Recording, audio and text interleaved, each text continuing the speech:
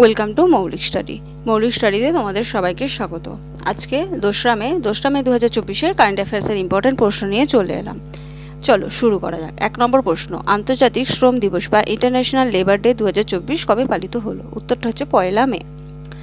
আন্তর্জাতিক শ্রম দিবস বা মে দিবস বা শ্রমিক দিবস, যেটি 1 মে 2024-এ পালিত হলো। এই বার্ষিক পালন বিশ্বব্যাপী শ্রমিকদের অবদান এবং কৃতিত্বকে সম্মান জানাতে এবং তাদের অধিকার ও সুযোগকে প্রচার করার জন্য পালন করা হয়।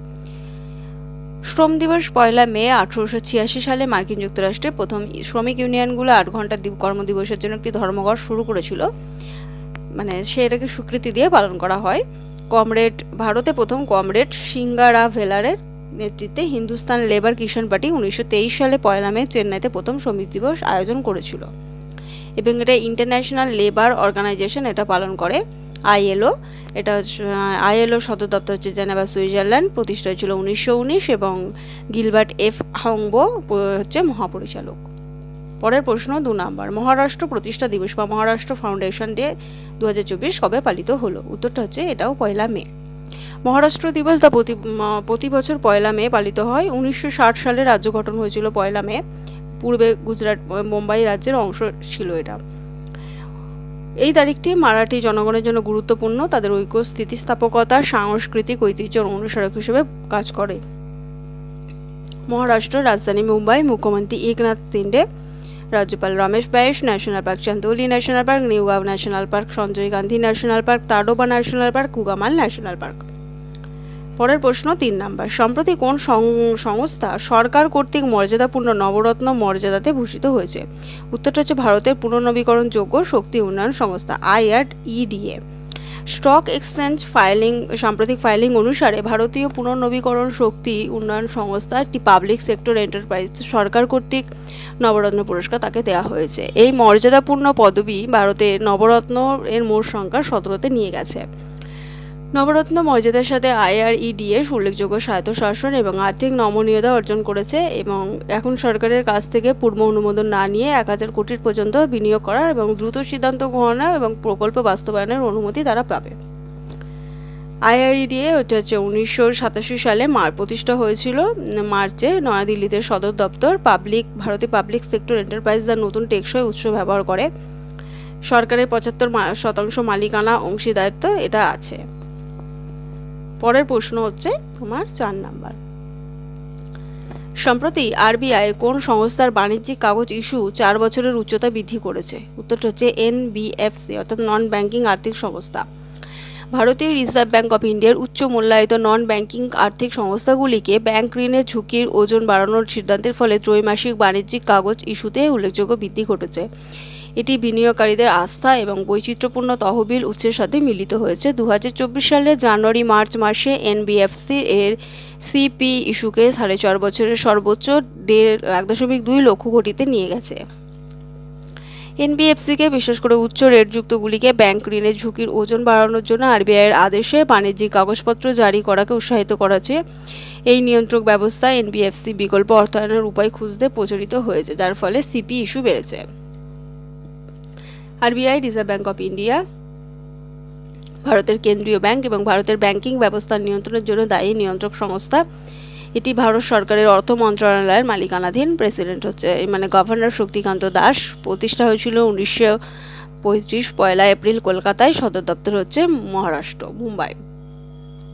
পরের প্রশ্ন 5 নাম্বার, সম্প্রতি কোন সংস্থা ভারতে আপগ্রেডেবল ATM চালু করেছে? উত্তরটা হচ্ছে Hitachi payment services. Hitachi payment services নতুন আপগ্রেডেড ATM উন্মোচন করেছে, যা ব্যাংকগুলিকে তাদের মেশিনগুলিকে ক্রমবর্ধমান চাহিদা অনুযায়ী ক্যাশ রিসাইক্লিং মেশিনে উপযোজিত করার অনুমতি দেয়।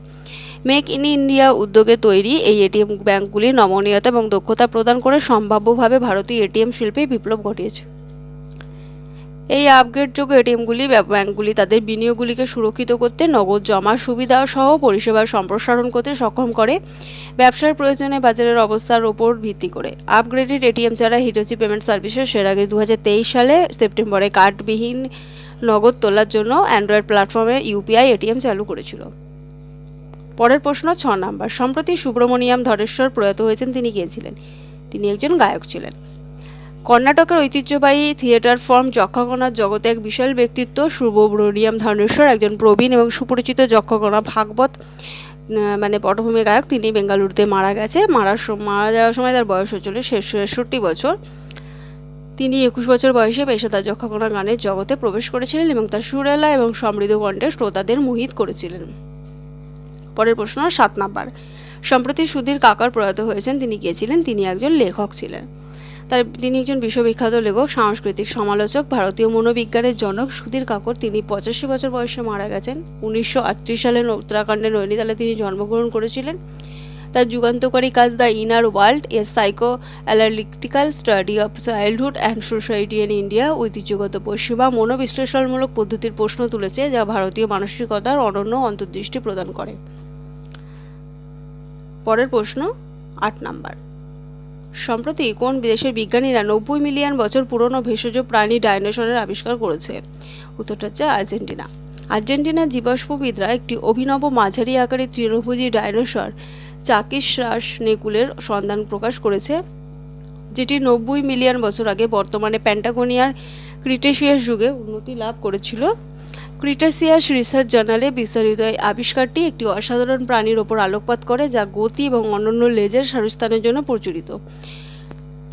ন্যাশনাল জিওগ্রাফিক সোসাইটি দ্বারা সমর্থিত আর্জেন্টিনার জীবাশ্মবিদদের সহযোগিতামূলক প্রচেষ্টার মাধ্যমে চাকিসাসের খনন ও বিশ্লেষণ সম্ভব হয়েছিল। ঐতিহাসিক প্যাটাগোনিয়ার ইকোসিস্টেম সম্পর্কে আমাদের বোধগম্যকে সমৃদ্ধ করে 2018 সালের প্রথম দিকে অনুসন্ধানগুলি এই অসাধারণ ডাইনোসরের সাম্প্রতিক উন্মোচন শেষ হয়েছে।